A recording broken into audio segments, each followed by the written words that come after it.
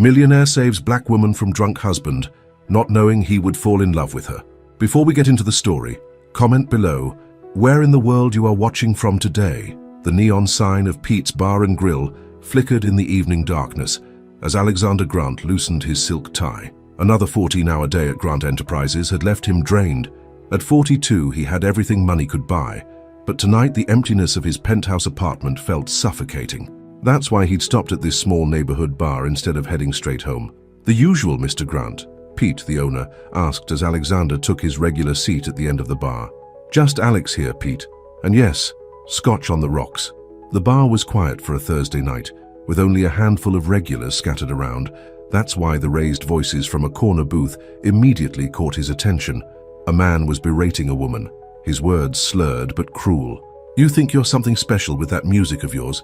You're nothing without me, Serena, nothing." Alexander watched as the woman, Serena, kept her eyes down, her hands clasped tightly in her lap. Even from across the room, he could see they were trembling. "Marcus, please," she whispered. "You're drunk, let's just go home." "Don't tell me what to do." Marcus grabbed her wrist roughly. "You've been acting different lately, thinking you're better than me because you got that little gig at the coffee shop." Alexander set his glass down, every muscle in his body tensing.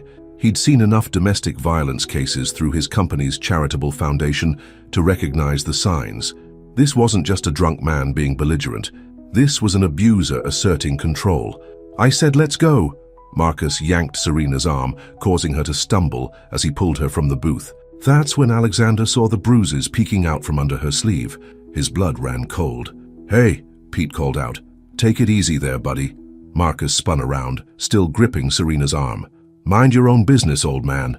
The lady clearly doesn't want to go with you," Alexander said, standing up. His voice was calm but carried the authority of someone used to being listened to. Marcus sneered. "And who do you think you are? This is between me and my wife." "Let her go," Alexander said, taking a step closer. "Now." "Marcus, please," Serena pleaded. "You're hurting me." Instead of releasing her, Marcus raised his hand. But before he could strike, Alexander moved with surprising speed. He caught Marcus's wrist mid-swing and twisted, forcing the younger man to let go of Serena. "Pete, call the police," Alexander ordered, keeping himself between Marcus and Serena. "Ah, you don't know who you're messing with," Marcus spat, but his bravado wavered when he tried to push past Alexander and couldn't. "Actually, I do," Alexander replied. "You're a man who beats his wife to feel powerful, but that ends tonight." Serena had pressed herself against the wall, her dark eyes wide with fear, not just of Marcus, but of what might happen next. She'd tried to leave before, but Marcus had always found her, and things had gotten worse. "Ma'am," Alexander said softly, not taking his eyes off Marcus. "Are you hurt?" She shook her head slightly, though her wrist was red where Marcus had grabbed her. "The police are on their way," Pete announced. Marcus's face turned ugly. "You'll regret this, Serena, both of you will." "Add that threat to the police report," Alexander said calmly. "I'm sure they'll be interested." The next 20 minutes passed in a blur. The police arrived, took statements, and arrested Marcus for assault and making threats. Alexander noticed how Serena seemed to shrink into herself as she spoke to the female officer, her voice barely above a whisper. When they were finally alone, Alexander approached her carefully. "I have a car waiting outside. I can take you somewhere safe, a friend's house, a hotel, wherever you want to go." Serena wrapped her arms around herself. I don't have anywhere to go. We moved here 6 months ago for Marcus's job. I don't know anyone." "Then let me help. I own a building downtown with secure apartments. You can stay in one until you figure out your next steps." She looked at him suspiciously. "Why would you do that?" "You don't know me." "Because everyone deserves to feel safe," he said simply. "No strings attached. You'll have your own space, and there's 24-hour security." Serena glanced toward the door, as if expecting Marcus to burst back in at any moment. "He'll find me, he always does." "Not this time," Alexander promised. "I have resources, connections. We can get you a restraining order first thing tomorrow." "We?" Her voice held a hint of challenge despite her fear. "I'm not looking for a savior, Mr. Grant. Alexander Grant, and I'm not trying to save you. I'm just offering you a safe place to land while you save yourself." Something in his words must have reached her, because she took a shaky breath and nodded. "One night. Just until I can figure something out." As Alexander led her to his waiting car, neither of them realized that this night would change both their lives forever. For Serena, It was the first step toward freedom from years of abuse. For Alexander, it was the moment he began to see that all his wealth and success meant nothing without someone to share it with.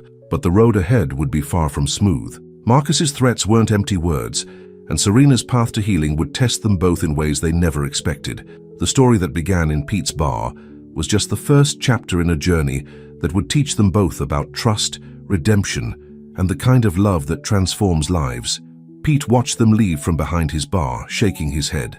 In 30 years of running this place, he'd seen all kinds of stories unfold, but something told him this one was going to be different. Looking at the broken glass from Marcus's tantrum, he smiled slightly. Sometimes the worst nights brought the best beginnings. The morning sun streamed through the floor-to-ceiling windows of the luxury apartment, but Serena Moore sat huddled on the pristine white couch, still wearing yesterday's clothes. She hadn't slept much. Every time she closed her eyes, she saw Marcus's angry face, heard his threats echoing in her head. A gentle knock at the door made her jump. "Serena, it's Alexander. I brought some breakfast and some clothes. My assistant helped pick them out." She wrapped her arms tighter around herself. Part of her wanted to pretend she wasn't here, to hide from this stranger's kindness, but she knew she couldn't hide forever. "Come in," she called softly. Alexander entered carrying several shopping bags and a tray of coffee and pastries. He looked different in the morning light, less intimidating in casual clothes, though still obviously wealthy.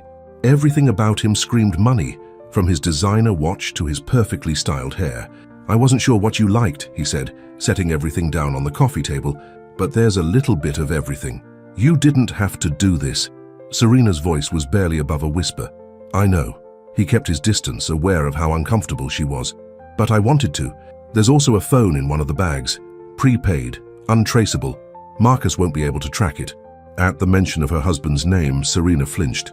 "He'll be out of jail by now." "Yes, but he can't come near this building. I've already alerted security, and we're meeting with my lawyer at 10 to file for a restraining order." "Your lawyer?" Serena stood up suddenly, anger flashing in her eyes. "I told you I don't need you to fix everything. I'm not some charity case." Alexander remained calm. "You're right. You're not a charity case. You're a woman who deserves proper legal protection, and I happen to have access to the best lawyers in the city. Take advantage of that. Not for me, but for yourself." His words hit home, and Serena sank back onto the couch. "I'm sorry.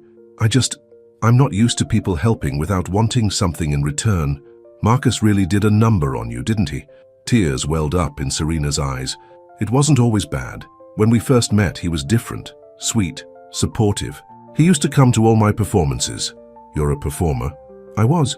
Classical piano mainly, but I wrote my own music too. I had a scholarship to Juilliard." She trailed off, lost in memories. "What happened?" "Marcus lost his job. He was so depressed, drinking all the time. I dropped out to support him, took whatever jobs I could find. He promised things would get better once he got back on his feet, but..." She wiped her eyes. "Instead, he got controlling, jealous. Said my music was a waste of time, that I was just trying to make him feel bad about himself." Alexander's hands clenched into fists, but he kept his voice gentle. "When was the last time you played?" 2 years ago, the night he broke my hand." The silence that followed was heavy with unspoken horror. Alexander wanted to say something, anything to ease her pain. But what could he possibly say to make that better? Before he could try, his phone buzzed. "That's probably Gloria, my lawyer. Are you ready to go?" Serena looked down at her rumpled clothes. "I can't go out like this." "That's what the shopping bags are for. Take your time. We can reschedule if you're not up to it." "No," she said firmly. "No more hiding. No more letting him control my life." Alexander smiled. "That's the spirit. I'll wait in the lobby whenever you're ready." As he turned to leave, Serena called out, "Alexander, thank you. Not just for the things, but for not treating me like I'm broken." "You're not broken, Serena. Bent maybe, but not broken." After he left, Serena opened the shopping bags. The clothes were simple but elegant. Jeans, sweaters, comfortable shoes. Nothing flashy or revealing. He'd been thoughtful even in this. As she changed, she caught her reflection in the bathroom mirror. The woman staring back at her looked tired, scared, but there was something else in her eyes now. A spark of hope, maybe, or determination. Meanwhile, in the lobby, Alexander was on the phone with his head of security. "I want her monitored 24/7, but discreetly. If Marcus shows up anywhere near here, we'll handle it, sir," the security chief assured him. But there's something else you should know. We ran a background check on Marcus Moore. He's got quite a record, assault charges, restraining orders from 2 previous relationships. And he's been making calls from jail, one to a private investigator known for finding people who don't want to be found. Alexander's jaw tightened. Increase security on all entrances, and get me everything you can on this PI. If Marcus thinks he can intimidate her into going back to him, he's in for a surprise. Sir, your mother called again. She's asking questions about why you missed the foundation dinner last night. Tell her I was handling an urgent situation. She's planning to stop by the office today.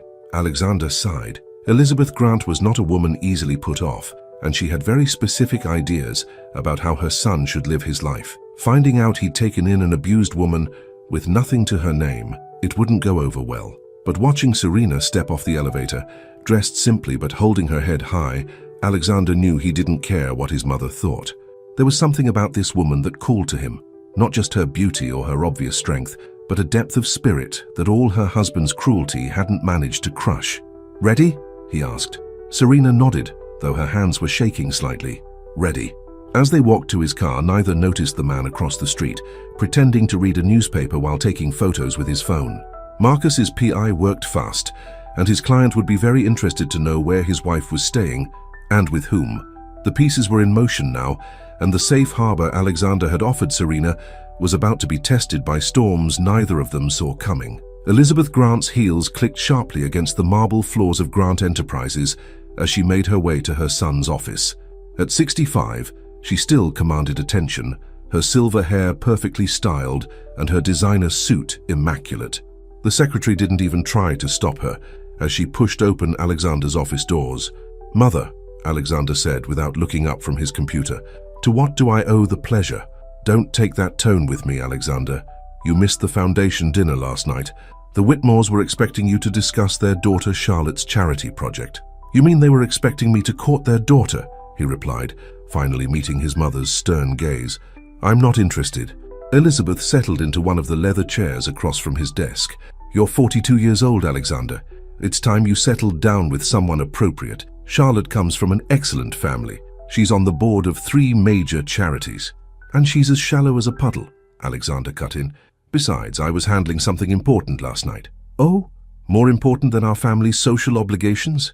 Just then, Alexander's phone buzzed. It was a text from Gloria, his lawyer. "Restraining order granted, but Marcus's lawyer is fighting hard. He's claiming temporary insanity due to alcohol. Says he wants to reconcile." Alexander's expression darkened. Elizabeth noticed immediately. "What is it? What aren't you telling me?" "Nothing that concerns you, Mother." But Elizabeth Grant hadn't raised 3 children without developing a 6th sense for secrets. "Harrison," she called to Alexander's secretary. "What exactly was my son doing last night?" Harrison looked uncomfortable. I'm not at liberty to discuss." "He helped a woman escape from her abusive husband," a new voice said from the doorway. Serena stood there, still in the clothes Alexander had bought her, her head held high despite her obvious nervousness. "Your son probably saved my life." Elizabeth's face went completely blank, her society mask firmly in place. "And you are?" "Serena Moore, Mrs. Grant." "I'm sorry to interrupt, but Alexander, Mr. Grant, has a meeting with the security team about the restraining order." Elizabeth turned back to her son. "Alexander, a word in private? Anything you have to say, you can say in front of Serena." "Very well." Elizabeth's voice could have frozen fire. "Have you lost your mind, taking in some random woman off the street? Do you have any idea what this could do to our family's reputation?" "Mother," Alexander warned. "No, let me finish. We've worked too hard to build this family's name to have it destroyed by some gold digger with a sob story." "Mrs. Grant," Serena interrupted, her voice quiet but firm, "I understand your concern, but I'm not after your son's money. Once I get back on my feet, I'll be out of his life." Something in Serena's words made Alexander's chest tighten. He stood up. "Actually, that's not what I want." Both women stared at him. "Alexander," his mother began, but he held up his hand. "No, Mother. I'm done letting you orchestrate my life. Serena is staying in one of my buildings because she needs help, yes, but also because I want her there. Because for the first time in years, I've met someone real, someone who sees me as more than just the Grant fortune." Elizabeth's face flushed with anger. "You can't be serious. This woman is married to an abuser," Alexander shot back, "and we're getting her out of that marriage." "We?" Elizabeth laughed coldly. Listen to yourself. You've known her for what, a day? And already you're talking about we. Mrs. Grant is right, Serena said softly. This is crazy. I should go. No. Alexander moved to stand between Serena and the door. You're not running away because my mother disapproves. And you, he turned to Elizabeth, can either accept that I'm finally making my own choices, or you can leave. The silence that followed was deafening. Elizabeth stood slowly, straightening her jacket. You'll regret this, she said quietly. When she takes you for everything you're worth, remember I warned you. She walked to the door, then paused. The board meeting is at 3. Try not to miss it while playing hero to your friend. After she left, Serena sank into a chair. I'm so sorry. I never meant to cause problems with your family. Alexander knelt in front of her. Hey, look at me. My mother has been trying to control my life since I was born. It's time someone stood up to her. But she's right about one thing, you barely know me. I know enough. He took her hands in his. I know you're strong, even though you don't believe it yet. I know you're talented and passionate about music, even though Marcus tried to steal that from you. And I know that when you smile, really smile like you did this morning when we won the restraining order, it lights up the whole room.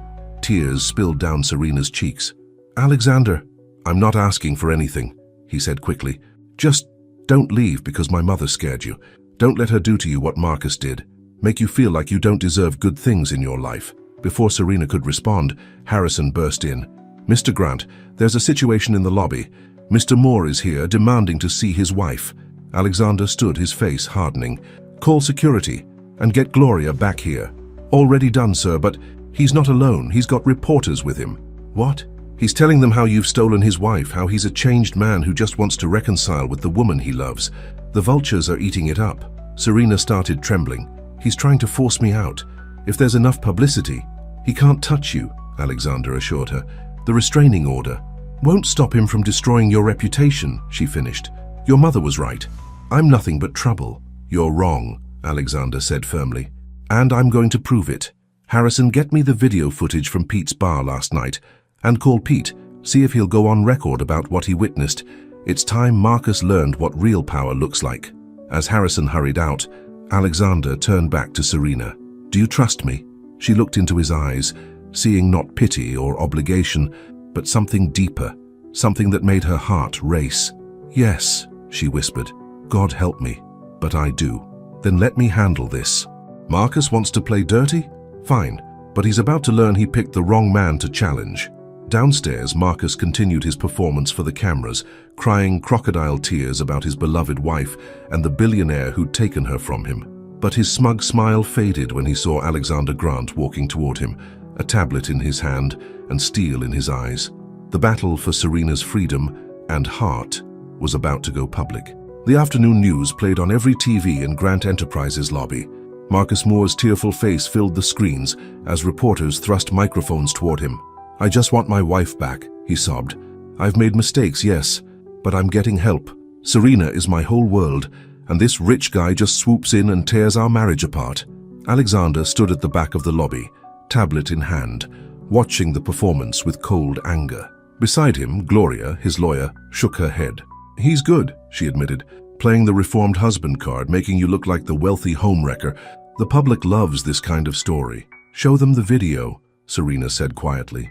She'd been silent until now, watching her husband's act with a mixture of fear and disgust. Alexander touched her arm gently. Are you sure? Once this goes public, there's no taking it back. Everyone will know that I'm a victim. Her voice strengthened. I'm tired of being ashamed. Show them who Marcus really is. Alexander nodded to Gloria, who stepped forward to address the media circus. Ladies and gentlemen, she called out, before you continue painting Mr. Moore as a victim, perhaps you'd like to see what really happened the night Mr. Grant supposedly stole Mrs. Moore. The security footage from Pete's bar played on the lobby screens. The black and white video was crystal clear, Marcus grabbing Serena, raising his hand to strike her, Alexander's intervention. Then Pete appeared next to Gloria, holding up Serena's medical records from previous accidents. This wasn't the first time, Pete said gruffly, but thanks to Mr. Grant, it was the last. The reporter's attention shifted instantly. Cameras swung away from Marcus, whose face had turned from tearful to murderous. You think this changes anything? He snarled at Serena. You're still my wife, and when I get you alone, that's enough. Alexander's voice boomed through the lobby. "Security, escort Mr. Moore out. He's violating the restraining order." As security guards moved toward Marcus, he pointed at Alexander. "You rich boys think you can take whatever you want, but she'll never love you. She's trash, just like me. That's why we belong together." The guards dragged Marcus out, his threats echoing off the marble walls. Serena swayed slightly, and Alexander steadied her. "Let's get you upstairs," he said softly. In his office, Serena collapsed onto the couch, shaking. "He's right, you know, I am trash. Look at me, hiding in your fancy building, wearing clothes you bought me. Stop." Alexander knelt in front of her. "You want to know what I see when I look at you? I see a survivor. A woman who had the courage to walk away from abuse, to start over with nothing." "I didn't walk away," she whispered. "You rescued me." "No, I just opened a door. You chose to walk through it." He hesitated, then added, "There's something else you should see." He went to his desk and pulled out a folder. Inside was a newspaper clipping from 8 years ago, a review of a piano recital at Juilliard. Serena Moore's performance of Rachmaninoff's Piano Concerto No. 2 brought the audience to tears, he read. Her original composition, Freedom's Dance, reveals a talent that will surely reshape the classical music landscape. Serena stared at him. "How did you—" "I had my people do some research. The woman in this review? That's who you really are, not Marcus's victim, not my mother's worst nightmare. You're an artist, Serena, a brilliant one." "I haven't touched a piano in 2 years, she said, but her fingers twitched as if remembering. Alexander stood and held out his hand. "Come with me." He led her through a hidden door in his office into a small room. There, gleaming in the afternoon light, stood a beautiful grand piano. "Sometimes I come here to think," he explained, "but I've never learned to play. It just felt right to have it here." Serena approached the piano slowly, running her fingers along its smooth surface. "I can't." "You can. The door locks from the inside. No one will disturb you. Stay as long as you like." He turned to leave, but her voice stopped him. "Alexander, will you stay? Just for a little while?" He sat in a chair near the window as Serena settled onto the piano bench. Her hands hovered over the keys, trembling slightly. Then softly at first she began to play. The melody was hesitant, like a bird testing broken wings. But as her confidence grew, so did the music. Joy and pain, fear and hope. Every emotion she'd buried during her years with Marcus poured out through her fingers. Alexander watched, mesmerized. In that moment, he realized he was falling in love with her. Not because she needed his help, not because she was beautiful, but because her spirit, like her music, was unbreakable. When the last note faded, Serena was crying. But these weren't tears of fear or shame. They were tears of release. "That was beautiful," Alexander said softly. "It's the piece I was working on before." She wiped her eyes. "I never finished it." "You will." He moved to sit beside her on the bench. "When you're ready." Their eyes met, and for a moment the air between them crackled with possibility. But then Serena looked away. "I'm still married," she reminded him, "and after today's media circus, getting a divorce won't be easy. We'll handle it together," he promised, one day at a time. Outside the sanctuary of the piano room, their problems waited. Marcus's threats, Elizabeth's disapproval, the media's hunger for scandal. But in that moment, with music still echoing in their hearts, none of it seemed insurmountable. What they didn't know was that Marcus had already set his next plan in motion. In a dingy bar across town, he met with a man who specialized in digging up dirt, and if no dirt existed, creating it. "I want everything you can find on Alexander Grant," Marcus said, sliding an envelope full of cash across the table. "Everyone has secrets. Find his." The investigator picked up the envelope, smiling coldly. "Oh, Mr. Grant has secrets, all right, and wait till you hear about his father's death." Elizabeth Grant sat alone in her study, staring at an old photograph of her late husband, Richard. The evening news still played in the background, showing clips of Marcus Moore's public meltdown and the damaging security footage that exposed his true nature. Her cell phone rang, a number she hadn't seen in years. "Detective Morrison," she answered, her voice tight. "I assume this isn't a social call." "Someone's asking questions about Richard's death," the detective said without preamble. "Digging into the old investigation." Elizabeth's hand tightened on her glass of whiskey. "That case was closed 15 years ago. My husband had a heart attack." "A lot of things can look like a heart attack, Mrs. Grant. You paid me good money to make sure nobody looked too closely back then. Are you threatening me?" "Warning you, this investigator. He's working for Marcus Moore and he's getting close to the truth." After hanging up, Elizabeth poured herself another drink. She'd buried the truth about Richard's death to protect Alexander, but now that very secret might destroy him. Across town in Alexander's penthouse, Serena was cooking dinner. After the chaos at Grant Enterprises, Alexander had insisted she stay with him rather than alone in the apartment. For safety, he'd said, but they both knew there was more to it than that. Something smells amazing, Alexander said, coming in from his home office. Just pasta, Serena replied, but she smiled. These domestic moments felt dangerous, too comfortable, too right. How's damage control going? Gloria's handling the press. The video from Pete's bar changed the narrative completely. Public sympathy is firmly on our side now. And your mother? I saw her face when she left. Alexander sighed. She'll come around or she won't. I'm done letting her control my life. As they sat down to eat, Serena noticed Alexander seemed distracted. What is it? What aren't you telling me? Just thinking about my father. He pushed his food around his plate. He died 15 years ago, heart attack. I'm so sorry. The thing is, Alexander set down his fork. I never believed it was just a heart attack. He'd been investigating something, some kind of financial irregularity in the company. The night he died, he called me, said he needed to tell me something important. But when I got to his office, Serena reached across the table and took his hand. You don't have to talk about it. I want to. I've never told anyone this. He squeezed her hand. He was already gone when I arrived. The police said he'd been dead for hours, but I know I talked to him that night. And his files, the ones he'd been working on, they were all gone. Did you tell the police? My mother convinced me I was confused, grief-stricken. Maybe she was right, but sometimes I wonder. Suddenly, Alexander's phone buzzed. It was a text from an unknown number containing a single photo, Richard Grant's autopsy report, with certain toxicology results highlighted. Alexander, what's wrong? You're white as a sheet. Before he could answer, the elevator dinged. Elizabeth Grant stepped out, looking more disheveled than Serena had ever seen her. Mother, what are you doing here? We need to talk. Elizabeth's eyes darted to Serena. Alone. Anything you have to say, Alexander began, but Elizabeth cut him off. It's about your father, and it's time you knew the truth. Serena stood. I'll give you privacy. No. Alexander grabbed her hand.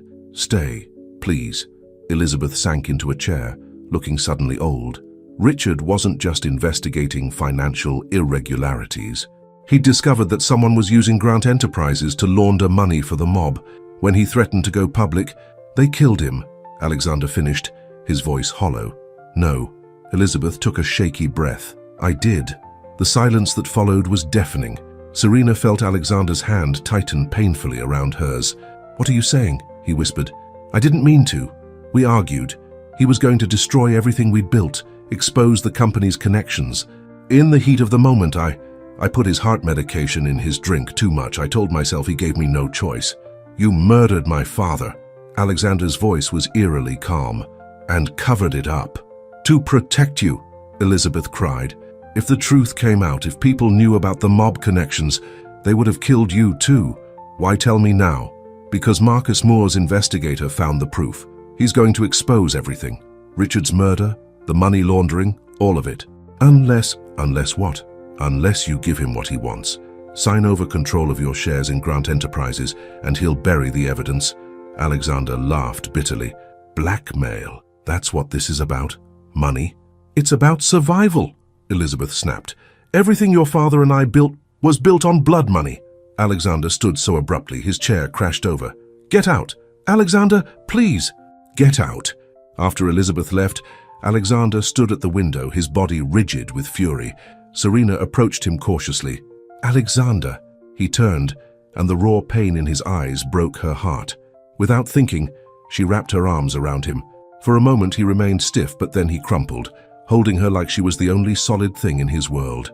I'm here, she whispered. I'm right here. They stood like that for a long time. While outside their sanctuary, Marcus Moore received a phone call from his investigator. Everything's in place, the investigator said. The evidence about Richard Grant's murder, the mob connections. It's all ready to go public. Marcus smiled. Good, but hold off for now. Let them stew in it. Tomorrow, we move to phase 2. The piano player? Yeah. Time to remind my wife of what happens to people who try to leave me. In the penthouse, Alexander finally pulled back from Serena's embrace. I'm sorry you got dragged into all this. Don't apologize. We're in this together now. He touched her cheek gently. Why? Why do you stay when all I've brought you is more trouble? Because you gave me back my music, my strength, my... She hesitated, then whispered, my heart. Their eyes met, and this time neither looked away. Slowly, inevitably, they drew closer until their lips met in a kiss that felt like coming home. But even as they found solace in each other, dark forces were gathering. Marcus's revenge was just beginning, and the secrets of the Grant family were about to shake their world to its foundations. Pete's bar was quiet when Marcus walked in, just before closing. The old bartender watched him warily, hand moving under the counter where he kept a baseball bat. We're closed, Pete said firmly. Just came to talk. Marcus pulled out an envelope. About Serena's upcoming performance. Pete froze. What performance? Oh, you haven't heard. Marcus's smile was cold. She's playing at the Gateway Theater next week. Her big comeback. He slid a flyer across the bar. Seems her new boyfriend pulled some strings. The flyer showed Serena seated at a grand piano, looking elegant and confident. An evening of classical piano, featuring Serena Moore, was printed in elegant script. What's your point? Pete asked. My point is it would be a shame if something happened to those talented hands of hers. Again, Marcus stood. Just make sure Alexander Grant gets the message. She belongs to me. Across town, in Alexander's penthouse, Serena was practicing on the baby grand piano he'd had delivered that morning.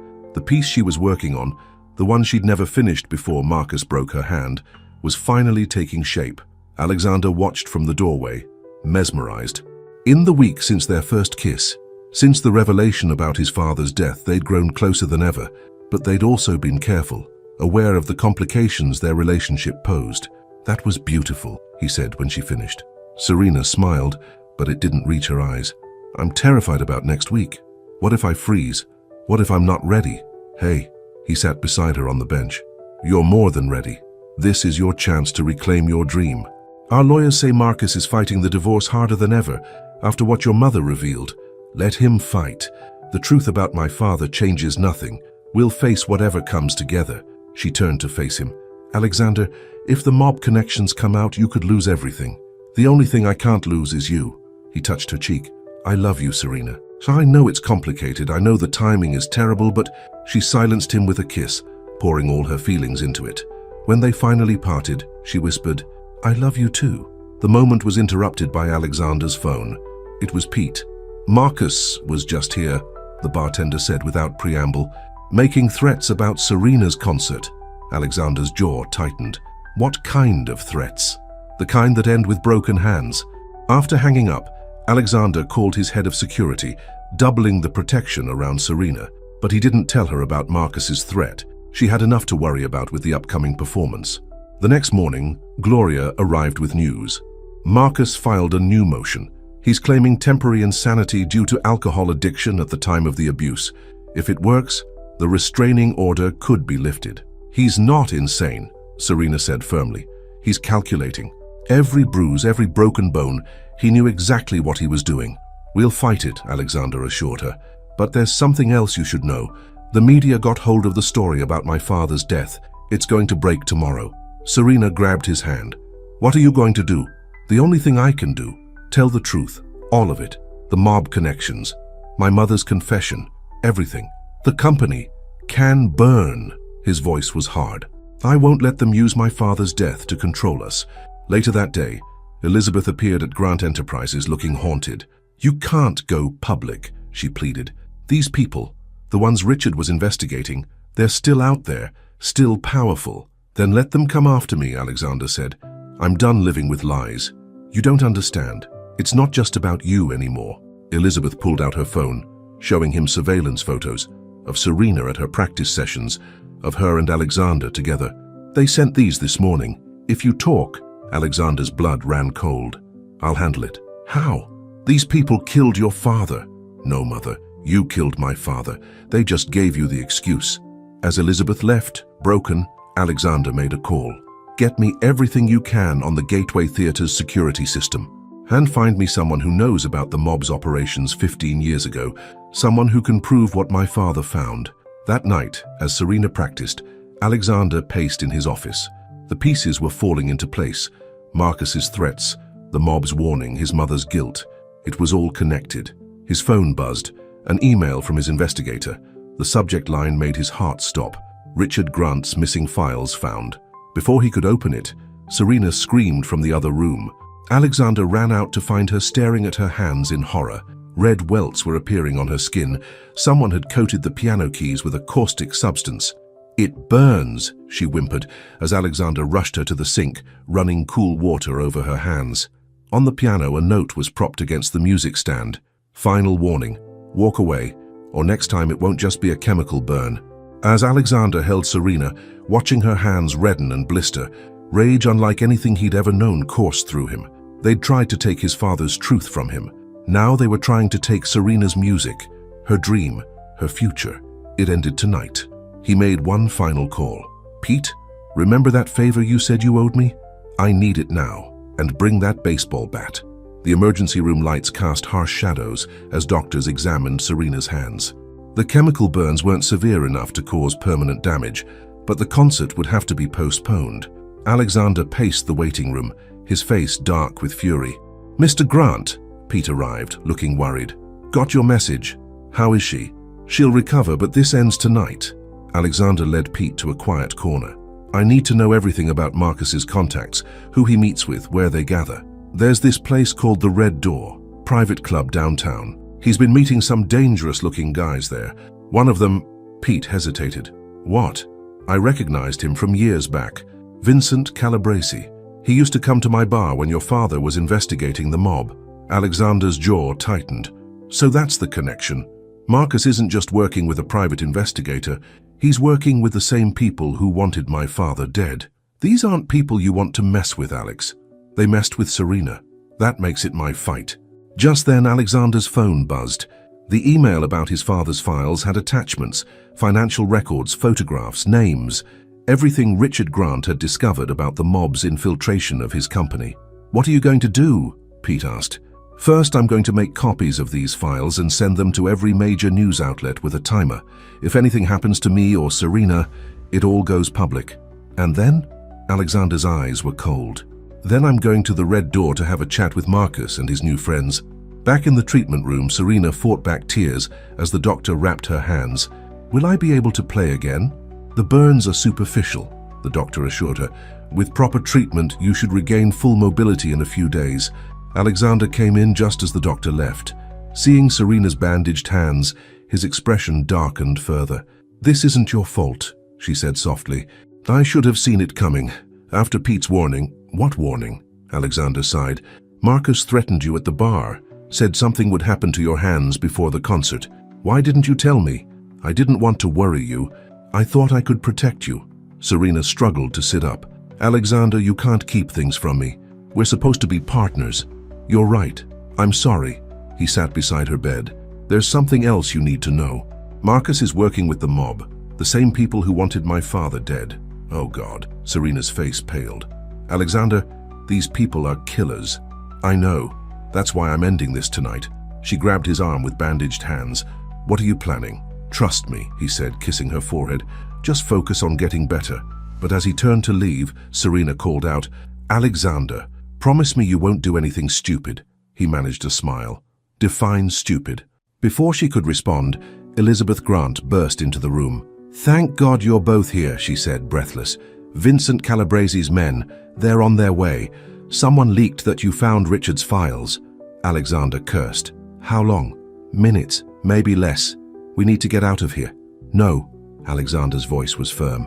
"I'm done running. Mother, get Serena somewhere safe. I'm going to the Red Door." "It's a trap," Elizabeth protested. "Obviously. But I'm done letting them hurt the people I love." He turned to Serena.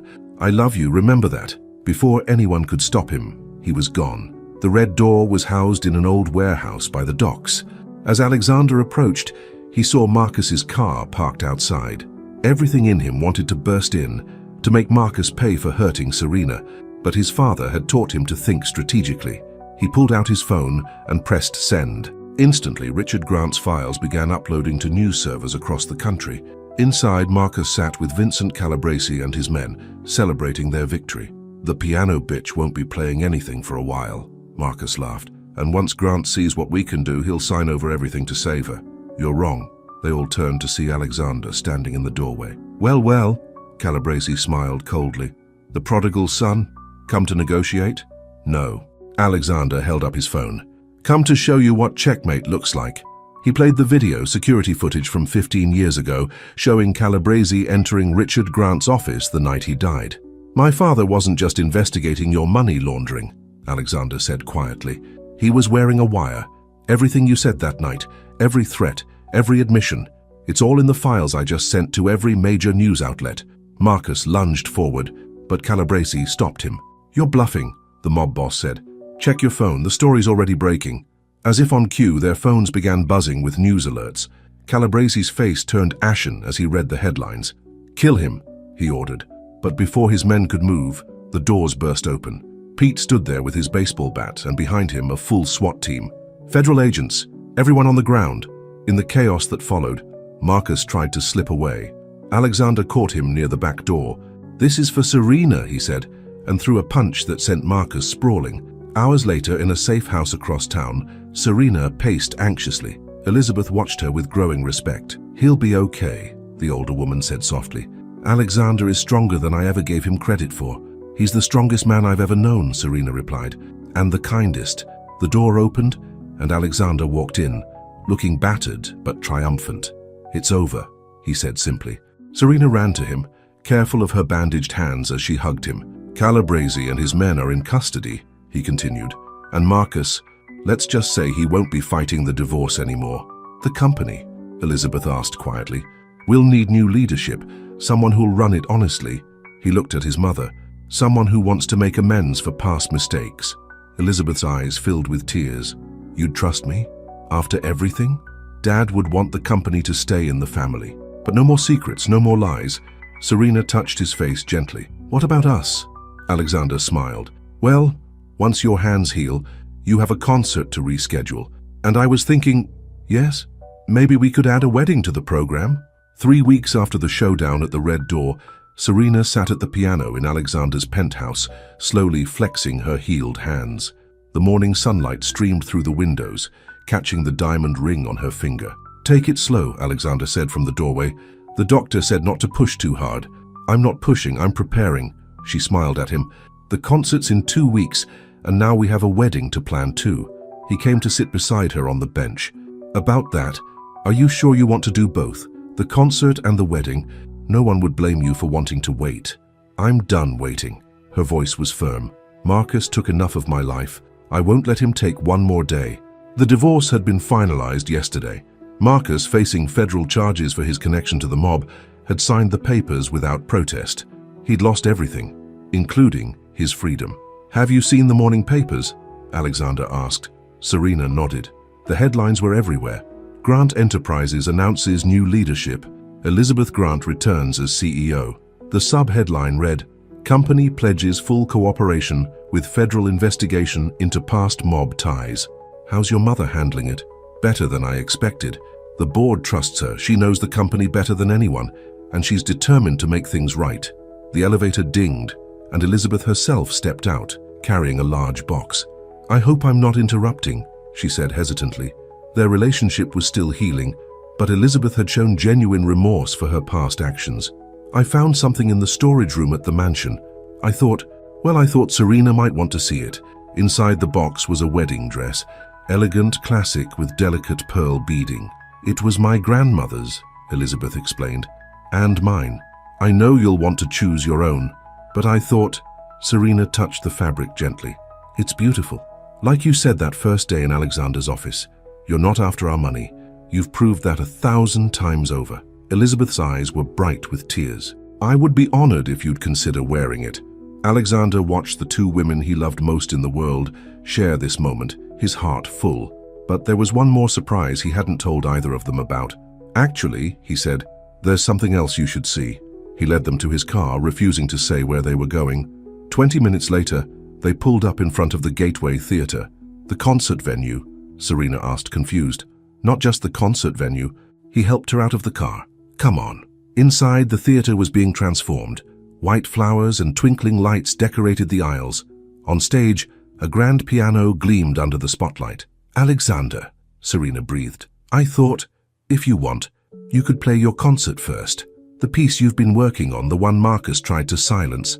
And then, He gestured to the decorated theater. We could have the wedding right here. Music and love combined in one perfect evening. Tears spilled down Serena's cheeks. It's perfect. Elizabeth squeezed her son's arm. Your father would be so proud of you, of both of you. Just then, Pete walked in, carrying a garment bag. Sorry I'm late, he grinned, but I've got something for the bride. Inside the bag was a hand-stitched veil, decorated with tiny musical notes. My wife was a seamstress, Pete explained. Before she passed, she always said music and love were the same thing. They both heal the soul. Serena hugged him tightly. Thank you for everything. That night at the bar was the best thing that ever happened in my place. Pete winked. Though I'd appreciate it if you two could keep the drama down at the wedding. They all laughed, the sound echoing through the theater like music. Over the next 2 weeks, preparations for both the concert and wedding moved forward. Serena practiced daily, her confidence growing as her hands grew stronger. Alexander divided his time between helping his mother clean up the company and making sure everything was perfect for their special day. The night before the concert wedding, they held the rehearsal. As Serena played through her piece, the one she'd finally finished, titled Safe Harbor, Alexander watched from the front row, remembering that first night at Pete's bar. Penny for your thoughts? Elizabeth asked, sitting beside him. Just thinking about how close I came to missing this. If I hadn't stopped at Pete's that night, that's the thing about love, his mother said softly. It finds you when you least expect it. Your father taught me that. She paused. I forgot it for a while after he died. Let fear and greed take over. But watching you and Serena, it reminded me of what really matters. On stage, Serena finished her piece with a flourish. The small audience of family and friends burst into applause. Ready for tomorrow? Alexander asked as she joined them. More than ready. She kissed him softly. Though I have to admit I'm a little nervous about playing in my wedding dress. You'll be beautiful, Elizabeth assured her. And if you get nervous, just look at Alexander. The way he looks at you, it's like you're the only person in the world. Later that night in the penthouse, Serena stood at the window looking out over the city. Having second thoughts? Alexander asked, wrapping his arms around her from behind. Never. She leaned back against him. Just thinking about how far we've come. When Marcus first started changing, I thought I'd lost everything. My music, my dreams, my self-worth. And now, she turned in his arms. Now I know that sometimes you have to lose everything to find what you really need. And what's that? The courage to start over, the strength to trust again, and, she smiled, a love worth fighting for. Their kiss was interrupted by Alexander's phone. It was Pete. Just wanted to warn you. The press got wind of tomorrow's double event. Expect a circus. Let them come, Alexander said. We've got nothing to hide anymore. After hanging up, he pulled Serena close again. Tomorrow the whole world gets to see what I've known since that first night, that you're the strongest, most beautiful soul I've ever met. And you're the man who gave me back my music, she touched his cheek, and my heart. Outside, the city lights twinkled like stars, promising a new day, a new beginning. Tomorrow would bring its own challenges, but tonight, in this moment, everything was perfect. The Gateway Theater buzzed with anticipation. Every seat was filled, a mix of New York's elite and ordinary music lovers, drawn by the story that had captured the city's imagination. The talented pianist who had overcome abuse to reclaim her music, and the billionaire who had helped her find her voice again. Backstage, Serena sat at her dressing table, already in her wedding dress. Elizabeth's grandmother's gown fit her perfectly, as if it had been made for this moment. Her hands trembled slightly as she adjusted her veil. You look beautiful, Elizabeth said, entering with a small blue box. Something borrowed. She opened it to reveal a delicate pearl necklace. I wore these at my wedding, and I thought you might want these too. She held out a pair of diamond earrings. Your wedding earrings? Serena asked softly. No, these were a gift from Richard, Alexander's father. The night Juilliard accepted you. He saw your audition piece in the paper and said, that girl's going to change the world of music someday. He bought these to give you at graduation. Serena's eyes filled with tears. But I never, because you left school to support Marcus. Elizabeth's voice was gentle. Richard kept them, saying someday you'd find your way back to music. He believed in you before any of us knew you. As Elizabeth fastened the earrings, there was a knock at the door. Pete poked his head in. 5 minutes till curtain. And, he grinned, you might want to see this. He led them to a small monitor showing the theater entrance. Police had set up barriers to hold back the crowd, But it wasn't paparazzi or society photographers causing the commotion. Instead, dozens of women held signs reading, "Thank you, Serena," and "Your music gives us courage." "They're from domestic violence shelters across the city," Pete explained. "Your story, it's given a lot of women hope." Serena touched the monitor, her throat tight. "I need to see Alexander." "Bad luck to see the bride before the wedding," Elizabeth teased. "Good thing the concert comes first then." They found Alexander in the wings, handsome in his tuxedo. His breath caught when he saw her.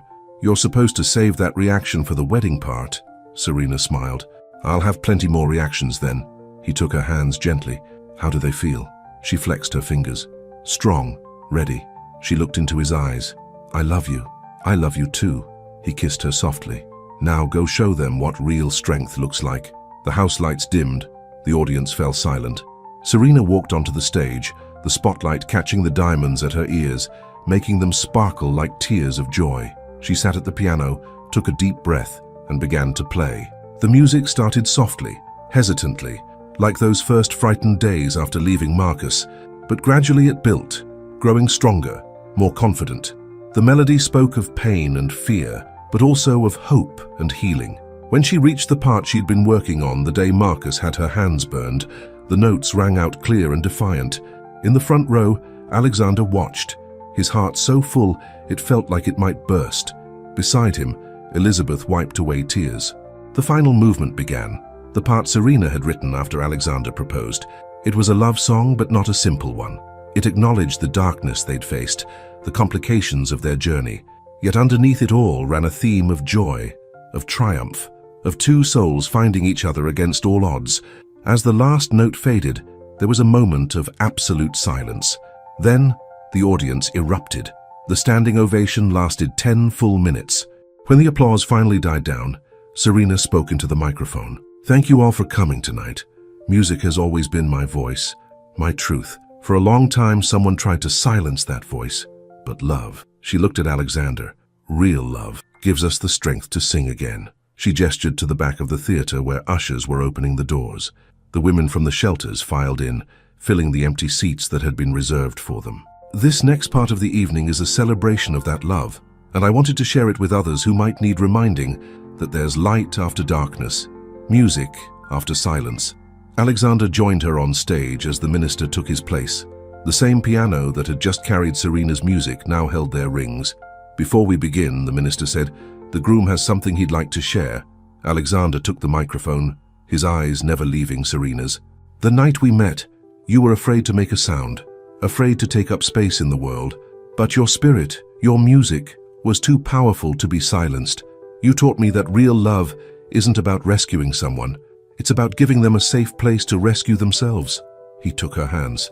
"These hands have known pain, but they've never lost their ability to create beauty, just like your heart never lost its ability to love.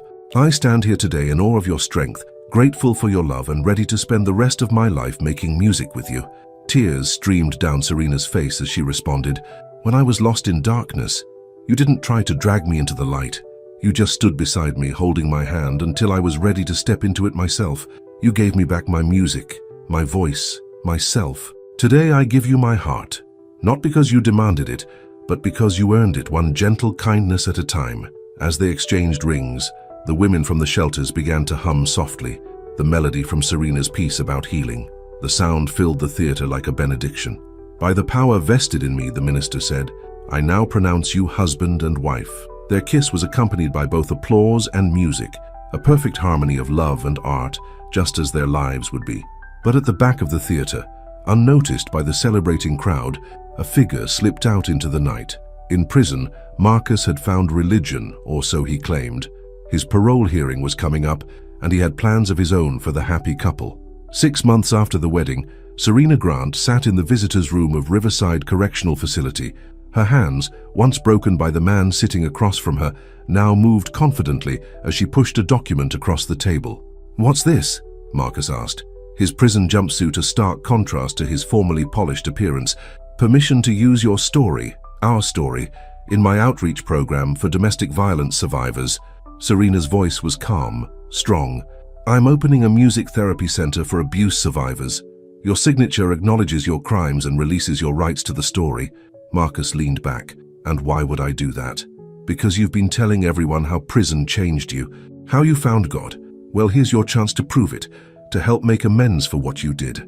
You seem different, he observed. Stronger. I always was strong. I just forgot for a while. She stood. Sign or don't sign.